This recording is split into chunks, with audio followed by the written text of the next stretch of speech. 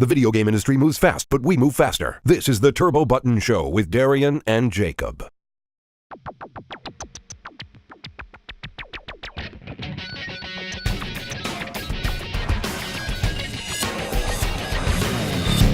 Hello and welcome to episode 7 of the Turbo Button Show. What week is it for? October 7th. I just checked a couple moments ago. This is our second take. Whoops. But Jacob is wearing a very appropriate shirt for this episode. I'm wearing my PlayStation shirt because for whatever reason it's all PlayStation news again. Yeah, I was gathering all the exciting news and I was looking around and there really wasn't any exciting news. Besides PlayStation stuff, because there's some cool PlayStation stuff, which is kind of funny because I am so not a PlayStation fanboy. Me neither. We always end up talking PlayStation news. We can't avoid it. There's definitely some really exciting things going on with PlayStation, so might as well throw in what we're going to talk about. How many more times can we say PlayStation in this episode? I'm not even going to start counting. All right. So what's our first news story? PlayStation VR. Of course, Talk about that. It's going to be coming out next week, October 13th. Ready your wallets, everyone. If you're a fan of PlayStation and you have a PlayStation 4 and you're really looking forward to this. There was news about one of the PlayStation representatives talking about the PlayStation VR is not going to be games only. It's going to have other applications available for it. Right. That reminds me a lot of the, especially, there are other headsets, but the one that especially reminds me of is the Samsung Gear VR headset, which is kind of the same way. Right. There's a lot of these applications like Netflix, YouTube. Don't know any others really off the top of my head because I'm not following the VR scene. As someone who uses a Gear VR headset, some of the things are like video tours of things, or like there's going to be video tours on PlayStation VR, or experiencing a concert in VR. Right. Which I'm sure that's something Sony's looking into. I kind of see Hatsune Miku kind of already confirmed. Oh, really? Yeah. An already real thing. Oh, I've kind of fallen behind. Yeah, a VR Hatsune Miku concert viewing experience. Real thing. That'd be kind of exciting. I will share that. I own my Gear VR headset, and I have used it for months now, and I'd say that 95% of my use of that headset has been watching Netflix. Sitting in your virtual house that looks fairly nice. Yes, watching Netflix. I mean, it's nice because, no distractions, you know? Right. Somebody walks up to you, and they tap you on the shoulder like a million times, Jacob, Jacob, Jacob, and you're like, what? Why is the bowl of popcorn hitting me? Why is someone touching me? I don't see anybody. So what other applications could you see developed for the PlayStation VR headset besides games? I could see a lot of... I don't really see this, but I could see it being practical. Maybe some kind of instruction services, kind of like driving instructions and stuff. So you could learn how to drive a vehicle in VR. One thing I'd be interested to see, being that Sony really focuses on social aspects, especially now, would be like an online VR chat room. I saw kind of something in the vein of a chat room / PlayStation Home kind of thing, where I saw it. I'm not sure if it's a full thing, but I was reading an article and one of the pictures was it almost looked like a bar or a social club kind of thing, and there's a pool table and just floating around VR headsets. But there's somebody playing pool, somebody sitting at a table, and I kind of saw that kind of stuff, and it gave me kind of a PlayStation Home vibe, even though that was pretty much a failure because nobody really used it. But I could kind of see that kind of stuff going on. I definitely agree with you. I'd also, because pretty much every other device has it, I want a way to use PlayStation VR to order pizza. That would be funny. Just think about it, you could be staring into the pizza restaurant as they're putting your pie in the oven. Or you could just build your pizza virtually, and then when you get done building it, you say, "Okay, that's." Oh, that would be a disaster, and I'd love it. Well, no. Someone do that, please. Virtually making your pizza, and then you're like, okay, somebody put it in the oven for me, and then put it in the oven. You get to watch it, and then they bring it, and then the delivery driver has a camera, and then they show you where they're going. All right, that's probably going a little too far. You can see all the violations that they're doing, like running red lights and find out why they were 30 minutes late. Hitting your neighbor's dog. Whoops. All right, so maybe we should go to the next story. Right. It's a quite exciting one. Ooh. Emulation, not official. No. PlayStation 3. Yes. So PS3 emulation has existed for a while. Yes. But it's been terrible. It's been buggy with crashes every 3 seconds. Right. It was really there just to say it's theoretically possible. Right. And now they finally hit the nail on the head. I've kind of looked into it. Now that we have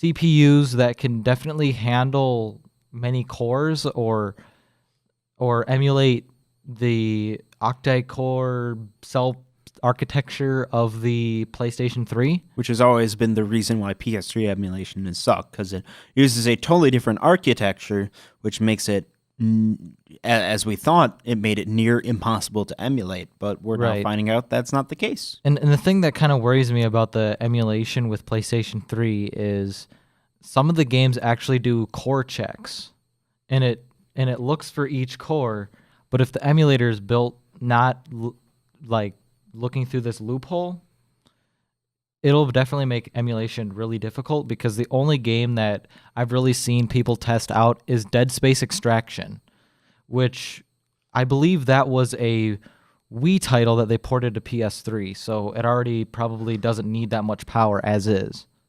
See, the thing with it is there's always a starting point game. There's always a game where they go, once we master this, we'll expand our emulator to other games. Right, kind of like with the Project 64 emulator, it was initially designed to run Mario 64, and other things kind of came after it because, Mario Kart 64 stutters if you don't have a fast enough hard drive or that kind of stuff, or Conker's Bad Fur Day just doesn't work because it doesn't have the right graphics plugins in it. But now it does, right? Because enough time and research has been put into it, which means we're at the peak where it's still not really a viable option, but within the next couple of years, emulating PS3 will be. One of the important things with that is don't expect to be running it on your cheap laptop that you've got lying at home. Right, and the thing too is many of these emulators, a lot of progress is happening because of 2 or 3 people from the community. And it's kind of one of those things that worries me for the future of an emulator is people move on or they pass away, because with the Project 64 emulator for a while, there were some people making some, it wasn't the people who were working on the core stuff, it was more or less the plugin stuff, but somebody was working on some really huge strides in the emulator. And I'm not sure if it was Project 64 or a different emulator, but one of the very active members did pass away, and the progress on the emulator had halted for 2 years because people didn't really understand the architecture, because the person was a person who understood the actual hardware because they were a developer for a company. See, the upside is, this news story of, oh, look at this PS3 game running on a PC. That got some headlines, which the more success stories you have and the more out there your emulator is, the more people are going to want to sign up and help that project. Right. And to also say something is sometimes people who are developing these emulators, these unofficial ones for PC, sometimes the company that you're emulating their products or emulating their machine, they'll look at you and say, okay, let's hire these people to make a team that's just for an emulation division. Or they sue you for millions of dollars. Yeah. One or the other. They either sue you or sue you then hire you, but who wants to be hired by the company that just sued them? We'll see what Sony does with all of this information, but you want my honest guess? What? I think they're not going to do anything at all. Yeah, I feel like this is one of those things that they could either look into either PlayStation 4 emulation through, I don't even know, like the PlayStation VR is definitely like one of those like it's like a set-top box for your PS4 that helps it. So it's kind of has me thinking that maybe if things go, they may make a set-top box to assist a PS4 and PS3 emulation. That just isn't a thing. But I don't know. We'll have to wait and see, but I really don't see PS3 emulation coming to PS4 anytime soon. Right, because the PS4 is not that powerful, and the PS3 emulation was on a machine that was absolutely, I would say, like 4 generations ahead of what the PS4 and Pro are. So I guess the biggest thing about this news story is just how it's such a technical achievement for the emulation community. Because from the beginning, people have been saying, you'll never be able to emulate PS3. Never. Right. You'll never be able to do it. And now people are doing it, saying, look, we can do whatever we want. Right. Software emulation, or software progress in the software environment for hardware. So, all right, do you want to move on to the next story? Right. More PlayStation news. This one is more or less not really focused wholly on PlayStation. They're just related. Yes. Bethesda, good company. Well, sometimes. Yeah. Fallout 4, Skyrim.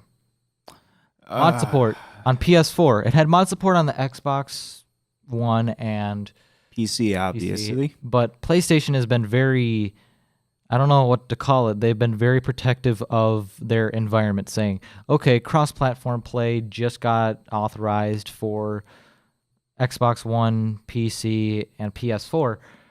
So Bethesda has gotten the go-ahead to say, okay, can we use our mods yet? Or can we let people use mods on their console for PS4 yet? And they finally got the go-ahead, and it's an important thing. But do you even know the big but with that? Big butts, you know all about really large big butt. Okay, Jake.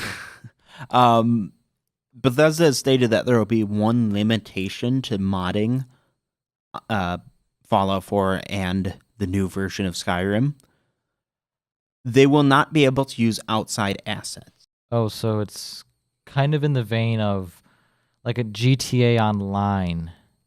Kind of. So the way it'll work is you can mod it to give you 9 million of this item, or you can mod it to change what this item does, but you can't put Thomas the Tank Engine in the game.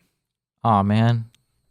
So that really sucks, but I mean, honestly, a year ago, no one really expected to see any mods at all on consoles, so it's still a step forward. Right, mod support on consoles is...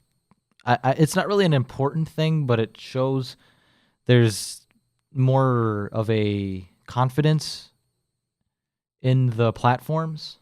I think one thing it really shows is that consoles are needing to become more like PCs in order to survive. Right. And we're seeing that happen for sure. What I really take from this is that modding on console for a while is going to suck. Right, it's going to be a lot of grab your USB stick and well, I mean, just plug it in. And what games actually allow you to do it? The list is right now of released games on console that I know of that allow modding. 1. Yeah, it's Fallout 4. It'll Skyrim comes out. And a couple years from now, I think we'll see more than that. Don't you think? I feel like a lot of these games, because for the last couple of generations, the PC version and the console version are near identical, other than some performance things going on. But this generation is definitely seeing identical, I mean, content-wise, for PC and console. But PC is actually turning more into a console kind of thing because they're limiting people more, since like GTA Online or other games are like, okay, we're going to protect our game. And if you mod it, it's going to brick your game or whatever. Well, that's always been the case for online play. That's a big different subject. It's one of those things that it's important to kind of think that the industry is definitely changing, and that that PlayStation, I mean, it's a more powerful console between the two leading competitions. So, I mean, it's important to let everybody have all the features that everyone else has. Right, but they won't. Yeah, it's just a fact that At least not right now. it's just one of those things. It's much more difficult to mod Japanese games. I've seen this countless times, and Sony's a Japanese company, so they're going to do things the way they want to do, and an American company is going to want to say, let us do what we want. But I don't know. I think within the next couple of years, I think both companies will become more open to mods now that, the gates have been opened. Now we're just waiting for companies to go through them and say, hey, let's try this too. yes, let us mod our PlayStation VR games. Oh, that would be a disaster and a half. Like we would have that one. I don't know what the game's called, but it's the one with the. It's one of those creepy games on PSVR that they have a bunch of girls and like you're a tutor or something and you're teaching them stuff. And if they allowed mods on that, I'd just shut. Not gonna happen. I'd just shut down my console and walk away for a while. Oh, let's have some girls that are not dressed. All right. Do you have anything else? Well, kind of straying from Sony for a moment and going to their competition right away. Microsoft. Hey, look, it's Microsoft. They have announced a Gears of War movie is in the works with Universal. All right, and if you want the conversation on that, really, just go back to one of our previous episodes when we talked about a Monster Hunter movie. Right. The conversation doesn't change very much based off of what the movie is, what video game it's based off of. Right. But they actually have names for the people who are actually the directors. They actually have the directors. I don't have their names off the top of my head. But it's the director of the Planet of the Apes, the new ones, and Ted series. Those are the two directors that they've got their fingers on for this movie. And the movie is not going to be taking place in any game. It's going to be in the universe, a new story. Right. I don't really have much to say about it. I mean, I'm not a very big Gears of War fan. Will it be animated? That's a good question. My guess, no. It would be quite interesting if they did an animated movie for it because, it's a little bit stylized. It's not big, very. it's big, bulky dude. Yeah. Like, dude that's like 6 feet wide. And time will tell. It's kind of like the Uncharted faces. They look realistic, but not uncanny. Time to tell. We'll see a couple years from now because I don't imagine it'll be very soon. No. If it actually comes out, first of all, and if it does, if it's any good. It is in development, so all you right. can only tell what's going to go on. There's going to be more news being released and trickled out as the project goes along.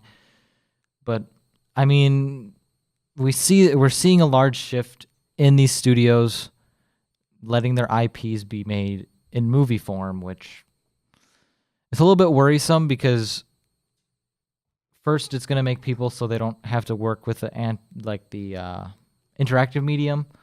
But at the same time, people who don't play video games will see this movie and say, I might not realize if it's a game or not, so I'll go see this movie. Oh, that's a cool movie. They look up Gears of War, see if there's any other stuff. They see video games, say, maybe I will buy an Xbox 360. And an Xbox 360? Yeah, because the game series started on there. Yeah, but why not just start with the Xbox One? I'll buy an Xbox One. Their current consoles support their stuff. I mean, it kind of worked with the Ratchet and Clank movie. I kind of saw people who weren't interested in PlayStation or they weren't really interested in movies. Saw the movie, was like, I like this movie, and I kind of sit back and. Wow, you're gonna lie to our viewers? Say that someone actually liked the Ratchet and Clank movie? I've had 5 people tell me online that they honestly really liked it, and I was like, "Do you like Minions?" They said yes, and I was like, "Problem solved." All right, I think that's everything, right? That's it. All right, if you like this episode, you had to get the word Minions in there, huh? Yes, oh man. All right. If you rush games and if you like this episode, you guys should tell us in the comments what you think about these news stories. Subscribe to Gaming Buzz so you don't miss another episode. And join us in the Gaming Buzz community to help us decide on the topics for next week. Yep, it definitely helps us out if you let us know, because what's exciting to me might not be exciting to everyone else. Yeah, racing games. Shut up, Jake. Well, goodbye. Bye. See you guys later. See ya. New episodes and other content can be found on turbobuttonshow.com. Be sure to follow us on Facebook, Twitter, and YouTube.